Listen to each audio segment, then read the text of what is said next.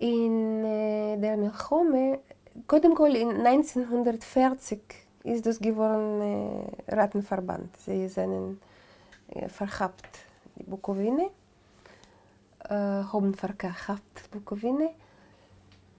Und der Tate ist geblieben dort, weil es gewinnt pro-sowjetisch, wie eine Sache junge Menschen, sie haben nicht gekannt, was ist das, der Rattenverband.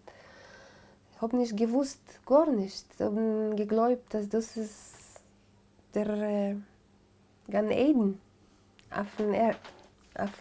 in der Welt, der irdische Gan Eden. In 1940 hat angehoben zu arbeiten in der Czernowitzer Philharmonie und manchmal gewesen, herumzufahren mit den Konzerten.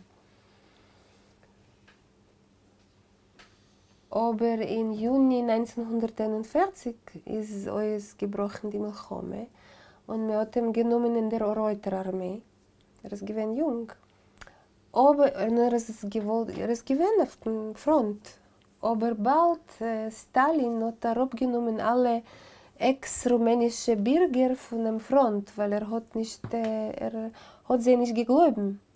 Weil Rumänien ist gewesen in einem mit der faschistischen Deutschland. Sie sind potenzielle Spionen gewesen. Versteht? Es hat abgenommen alle rumänische Bürger von Front und geschickt Mizrach.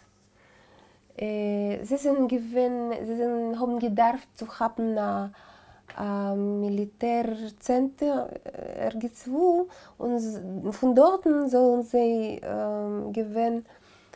verschickt geworden in Ural.